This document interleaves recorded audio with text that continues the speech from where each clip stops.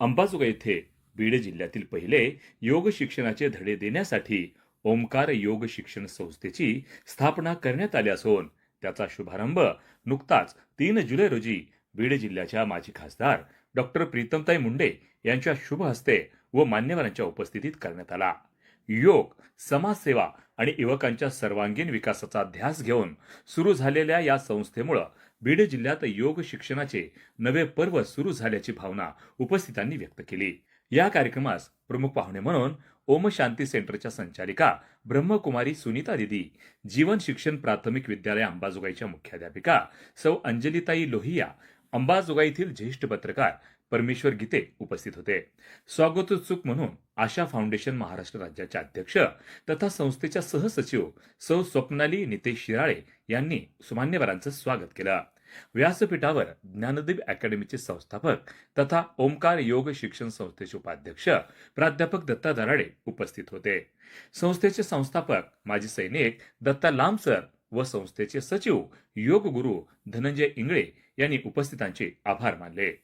या कार्यक्रमाचं सूत्रसंचालन योग शिक्षिका सुनीता नागरगुजे यांनी केलं।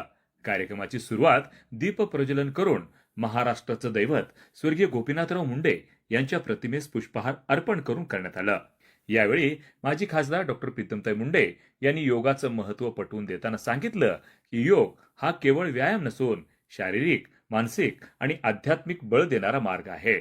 योगाच्या माध्यमातून समाजातील भेदभाव दूर करून सर्वांनी एकत्र येत महाराष्ट्र अधिक सक्षम बनवावा असं आवाहन त्यांनी केलं।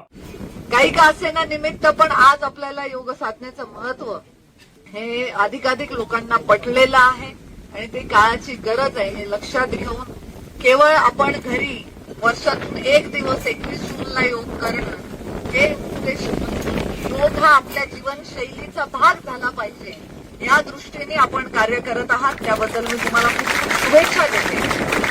तर मी आज माझ्यासारख्या व्यक्तीने जर घरी योगा करायचं ठरवलं तर मी कसं करणार जर माझ्यासाठी चांगले प्रशिक्षक नसतील। आता आपण सगळे टेक्नॉलॉजीच्या जगात आहोत। कुठलीही गोष्ट फटकेने फोन काढतो आणि गुगलवर शोधतो, चॅट जीपीटी वरती बघतो। या सगळ्या काळात सुद्धा तिथे सुद्धा आपल्याला कोणीतरी प्रशिक्षण देणारं जर जगात अस्तित्वात असेल तरच ते माणूस गुगलवर येईल ना। आपण युट्यूब वरती व्हिडिओ बघणार, पण हे व्हिडिओ बनवणारी माणसं जर नसतील तर प्रशिक्षण कोण देणार। त्यामुळे योग फक्त आपण करायचा नाही तर प्रशिक्षण देणारी माणसं तयार करायची।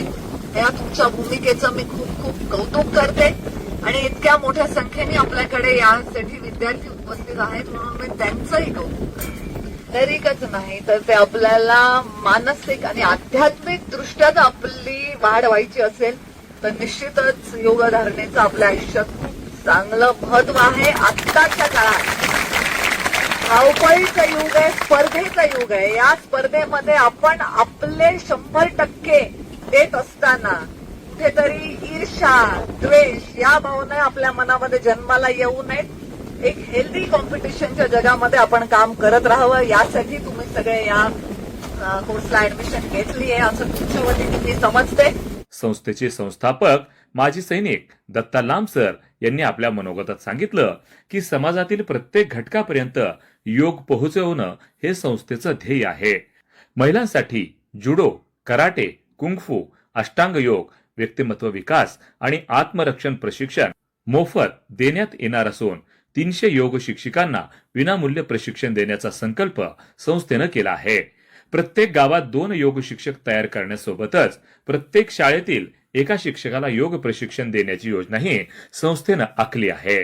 गरीब विद्यार्थ्यांसाठी योग पद्धतीद्वारे पोलीस व मिलिटरी भरतीपूर्व मोफत प्रशिक्षण देण्यात येणार असल्याचंही लांब यांनी सांगितलं। घरोघरी योग पोहोचला पाहिजे आणि प्रत्येक व्यक्तीचं शरीर, मन व आत्मा मजबूत झाला पाहिजे या भावनेतून संस्था निस्वार्थपणे कार्य करणार असल्याचं त्यांनी यावेळी सांगितलं। 21 वर्षे देशसेवा केल्यानंतर निवृत्त झालेल्या दत्ता लांबसर यांनी आतापर्यंत 250हून अधिक मोफत योग शिबिरे आयोजित केली असून जवळपास 80,000 नागरिकांना योगाचं प्रशिक्षण दिलं आहे। सेवेत असताना आपल्या पगाराचा मोठा हिस्सा गरजूंसाठी खर्च करणाऱ्या लांबसरांनी निवृत्तीनंतरही समाजसेवेची परंपरा कायम ठेवली असल्याचं यावेळी सांगण्यात आलं. ज्ञानदीप अकॅडमीचे संस्थापक प्राध्यापक दत्ता दराडे यांनी सांगितलं की योगाधारित प्रशिक्षणामुळे अकॅडमीतील अनेक विद्यार्थी पोलीस व मिलिटरी भरतीत यशस्वी होत आहेत. त्यामुळं ग्रामीण व गरीब विद्यार्थ्यांना याचा मोठा आधार मिळत आहे. या कार्यक्रमास श्रवण ऑर्केस्ट्राचे संचालक तथा सुप्रसिद्ध गायक ज्ञानेश्वर नागरगोजे, योग शिक्षिका सौ मनीषाताई इंगळे, माजी सैनिक परमेश्वर साठे, सौ अंजली पाटील, योग शिक्षिका सौ सरला उपाध्याय, योगगुरु भानुदास देशमुख, आंतरराष्ट्रीय गोल्ड मेडलिस्ट योगगुरु सोमेंद्र शास्त्री, योगगुरु अमित वर्मा, फार्मासिस्ट तथा योग शिक्षक गौरव गित्ते, डॉक्टर मोहन मुंडे, योगगुरु सचिन थोरात, योगगुरु परमेश्वर भिसे, योग शिक्षिका प्रिया शिंदे यांच्यासह विविध क्षेत्रातील मान्यवर या प्रसंगी उपस्थित होते. अंबाजोगाई शहरात सुरू होणारे हे बीड जिल्ह्यातील पहिले व्यापक योग प्रशिक्षण केंद्र ठरणार असून समाजाच्या सर्वांगीण आरोग्यासाठी ही संस्था महत्वाची भूमिका बजावणार असल्याची भावना उपस्थितांनी व्यक्त केली. कार्यक्रमाचं आभार प्रदर्शन प्राध्यापक दत्ता दराडे यांनी केलं. या कार्यक्रमासाठी ज्ञानदीप अकॅडमीचे सर्व विद्यार्थी, प्राध्यापक, सहकारी, स्नेहीजन व असंख्य कार्यकर्ते, पदाधिकारी मोठ्या संख्येनं उपस्थित होते. बीड जिल्ह्यात योग शिक्षणाची धडा देणारी पहिली संस्था उभी राहत असल्यानं एक चांगली संधी या निमित्तानं निर्माण झाली असल्याची भावना या प्रसंगी व्यक्त करण्यात आली. वार्ता न्यूज करिता परमेश्वर गित्तेसह संभाजी मस्के, अंबाजोगाई, जिल्हा बीड. खूप भाग्यवान आहात हे विद्यार्थी, कारण की योग ही आता सध्या काळाची गरज आहे म्हणतात तसं आहे. कारण की घराबाहेर निघाले की दूषित हवा, दूषित अन्न, दूषित पाणी, दूषित विचार, सगळं काही दूषित झालं आहे. जहर तो खाना है लेकिन जिंदा भी रहना है, स्वामीजी नेहमी म्हणतात की जगच असं झालंय आहे की या जगामध्ये स्वतःचं अस्तित्व आपल्याला टिकवायचंय, स्वास्थ्य राहायचंय. स्वस्थ है तो सब कुछ है, हेल्थ है तो वेल्थ है, सब कुछ है. म्हणून लहानपणापासूनच खूप काळाची गरज झालेली आहे योगाचं शिक्षण देणं. आणि मी खरंच दत्ताजी सरांना सॅल्यूट करते त्यांच्या कार्याला आणि त्यांच्या सर्व टीमला. त्यांनी खूप सुंदर उपक्रम अगदी चालू केलेला आहे आणि योग शिक्षक तयार करणं हे खूप खरंच काळाची गरज झालेली आहे. सध्या योग शिक्षक आम्हाला तयार करायचे आहेत आणि जास्तीत जास्त तळागाळापर्यंत स्वामीजींचं कार्य जे आहे, योग प्रत्येक व्यक्तीपर्यंत गेला पाहिजे. हे आपल्याला अति आवश्यक ती गोष्ट आहे. आणि स्वस्थ आपण राहिलो तर आपण आपल्या घराचे जसे आदर्श आहोत है ना, आपले मुलं आपले आदर्श असतात आणि बघतात घरामध्ये आई कशी आहे, स्वस्थ आहे का, वडील कसे आहेत, स्वस्थ आहे का. आज एक खूप आनंदाचा दिवस आहे, त्यामुळे प्रकृती देखील आनंदाने येण्याच्या मार्गावर आहे खाली. नाही, जेव्हा खूप आनंद होतो ना तेव्हा ओसंडून जातं. प्रकृती पण आपलं रूप दाखवायली आहे.